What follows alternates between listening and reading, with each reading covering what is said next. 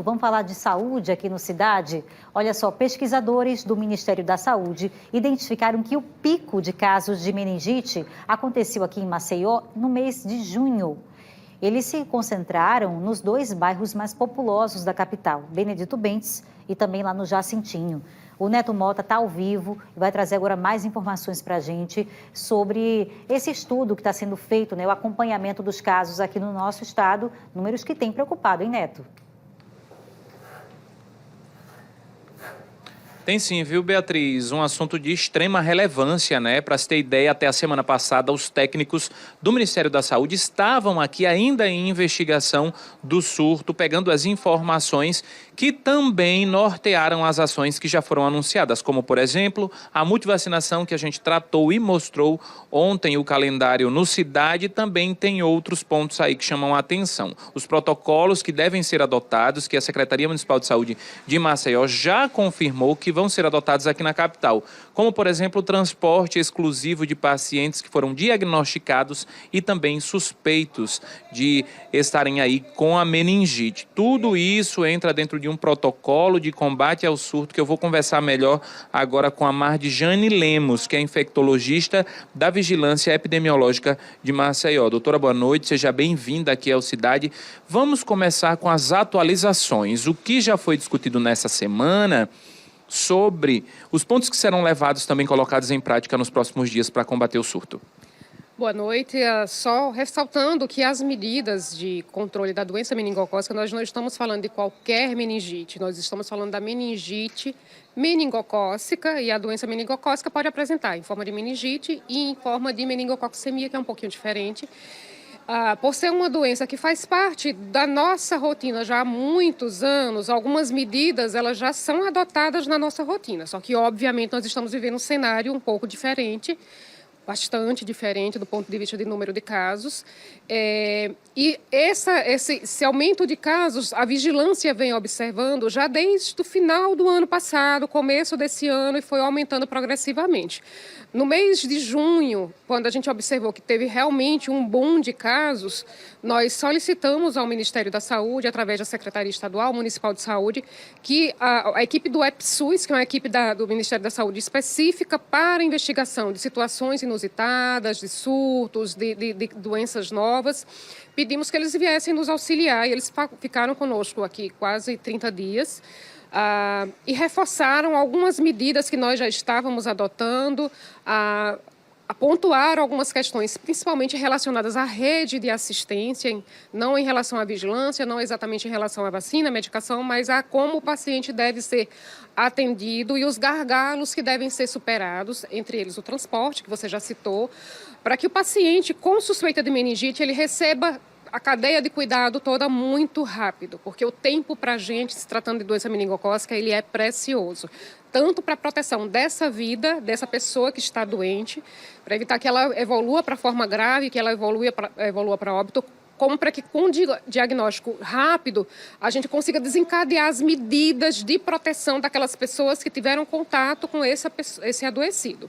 Então, uma das medidas que nós já vínhamos adotando e que o Ministério reforçou que nós mantivéssemos, por exemplo, foi o uso da quimioprofilaxia ampliada, que é o uso do antibiótico para os contatos. Então, existe um critério muito rigoroso de quem é que deve receber a medicação. Geralmente são, por exemplo, irmãos que dormem no mesmo quarto, pessoas que compartilham o mesmo domicílio, pessoas que compartilham a mesma casa e, em geral, somente criança em idade pré-escolar. Então, a quimioprofilaxia ampliada significa que a gente está olhando com mais atenção essas situações, a gente amplia um pouco mais. Então, há situações em que a gente não tem segurança que, por exemplo, uma criança da escola, só uma turma foi exposta, a gente amplia para 2, 3 turmas, dependendo de como se dá a dinâmica dentro da escola. Amplia, por exemplo, além do familiar que estava dentro de casa, amplia para aquele familiar que teve um contato mais rápido. Então, essa medida o Ministério da Saúde orientou que nós fizéssemos, mas nós já vimos fazendo. Isso nos dá respaldo e segurança, até porque parte das medicações que são utilizadas para a prevenção, elas são medicações de compra exclusiva do Ministério da Saúde. Então, nós precisamos desse respaldo também para que a gente possa intensificar também as nossas ações de prevenção. Por estarmos falando de um aumento de casos de uma doença para a qual não existe vacina disponível na rede pública, As outras medidas de prevenção, elas são essenciais. Nenhuma delas deve ser negligenciada. E quais são elas? A identificação rápida de um caso suspeito, porque a partir da identificação, como eu já falei, a gente evita esta morte e consegue desencadear. Quanto mais rápido possível, quanto mais rápido, melhor a proteção, quanto mais rápido a gente inicia as medicações para os familiares, menor o risco de adoecimento. Esse alerta que foi emitido, chamando a atenção da população, dos médicos, dos profissionais de saúde, faz parte das medidas de contenção também, porque a partir do momento que você, cidadão, entende que se você estiver com dor de cabeça, com febre e com vômito, você deve procurar uma UPA de imediato e que o médico que está lá na UPA entende que essa pessoa pode ser um caso de meningite, pode ser qualquer outra doença, mas nesse momento estamos focando em meningite. Toda a cadeia de cuidado ela é mais rápida e a gente consegue iniciar a medicação preventiva nos contatos dentro do período ideal, que não deve ultrapassar 48 horas. Sobre a vacina ainda, uma das nossas solicitações ao Ministério, enquanto Secretaria de Saúde, hoje eu falo pela Secretaria de Saúde, foi sobre a possibilidade de incluir a vacina que está na rede privada, incluir no calendário das nossas crianças. Qual foi a resposta do Ministério? A resposta técnica do Ministério da Saúde é que essa vacina que está disponível para o meningococo do tipo B, não estou falando das nossas vacinas que já estão disponíveis, são eficazes e estamos utilizando, estamos falando do meningococo do tipo B.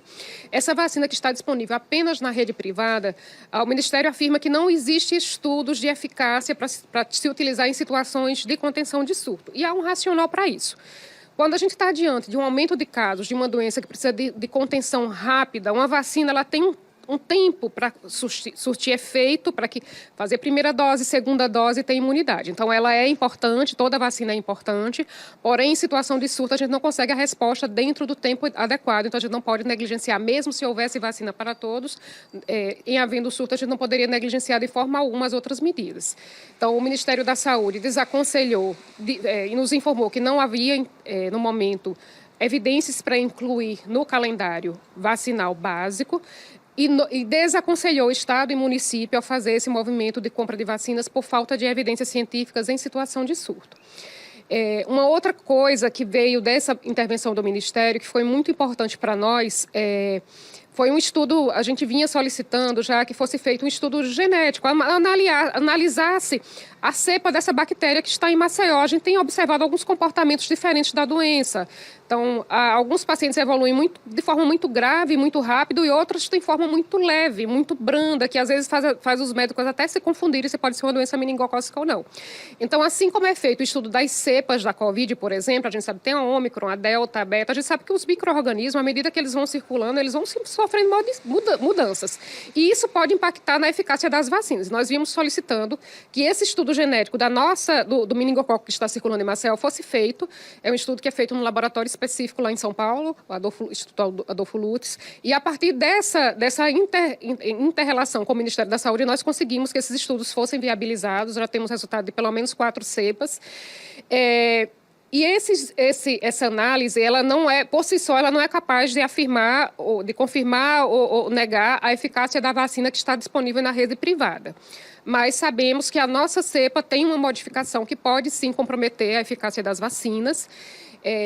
Então, não há nenhum chamamento, nem da Sociedade de Infecto, nem da Prefeitura, no sentido de que se corra para tomar a vacina na rede privada, porque nós não há como dizer que não há eficácia, mas não é uma medida prioritária para o momento. A medida prioritária é, de fato, a identificação dos casos, fazer quimioprofilaxia quando indicado e adotar as medidas de prevenção que são possíveis também. Por exemplo, evitar que as crianças na escola compartilhem o mesmo copo, o mesmo talher, porque isso é bem comum entre crianças. Como o meningococo é transmitido através da saliva, as medidas que impedem o contato da saliva de uma pessoa com a outra, numa distância de até 1 metro, elas são importantes para evitar que haja a transmissão da doença. Doutora, a gente viu que no plano de enfrentamento ao surto tem também a capacitação dos profissionais que atuam nas unidades de pronto atendimento. Assim como aconteceu na Covid-19, que o paciente que chegava com síndrome gripal era colocado como suspeito, a senhora acabou citando que os profissionais de saúde estão mais atentos também aos sintomas da meningite. Isso já acontece assim que esse paciente chegar, ele já é colocado como suspeito a depender da situação? Então, as meningites como um todo, não só a doença meningocócica, ela é classificada como uma doença de notificação compulsória pelo Ministério da Saúde. Todo profissional de saúde ele tem a responsabilidade legal sanitária já há muitos anos de fazer notificação imediata de todos os casos de meningite. Significa que se chega um caso de meningite, a vigilância deve ser informada, notificada, e essa pessoa, dependendo do caso, deve ser isolada de imediato para evitar transmissão entre os contactantes. Mas nós sabemos que na rotina de trabalho de um profissional de saúde, especialmente nas UPAs, que recebem um volume de atendimento enorme, situações desde a menor complexidade até a mais alta complexidade, é natural que alguns protocolos eles vão sendo negligenciados no dia a dia. Então, esse reforço está sendo feito e nós agradeço os profissionais da UPA, a gente tem recebido um retorno muito bom de informação das UPAs. As UPAs estão realmente em Maceió, muito atentas às suspeitas. Chega muito caso que não é meningite após a avaliação. A gente vê que não é meningite, a gente está recebendo muito mais casos que foram descartados do que confirmados, mas isso é muito bom, isso não é ruim. Para a vigilância é melhor que entre 10 casos, 100 casos que depois a gente descarte, do que um só passar batido, passar despercebido e a gente deixar de fazer a prevenção e o tratamento daquele paciente e a prevenção dos seus contatos. Então, as UPAs estão atentas, estão fazendo protocolo de notificação imediata e a gente tem trabalhado para que o restante da cadeia funcione mais rápido também.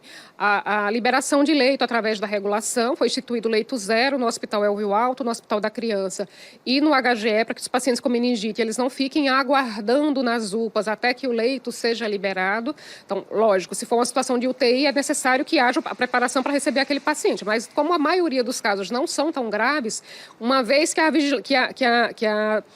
a regulação avisa para o Hospital Elvio Alto, Hospital Elvio Alto, eu tenho um paciente aqui na UPA tal que preenche os critérios de caso suspeito, estou mandando para você. Então, não precisa aguardar que o hospital confirme que tem vaga ou não, é vaga zero. Esse paciente ele deve ser encaminhado de imediato.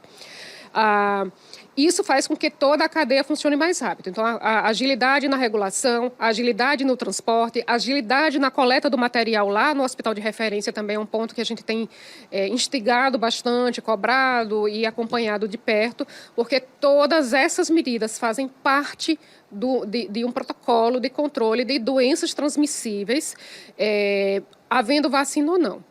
Chamo a atenção para a população que recebeu vacina na clínica privada. Então, toda vacina é bem-vinda. Então, não estamos colocando em xeque a eficácia de uma vacina, porque não cabe às secretarias municipais fazerem essa avaliação. A gente não tem tecnologia, braço, enfim, seria irresponsável fazer qualquer avaliação.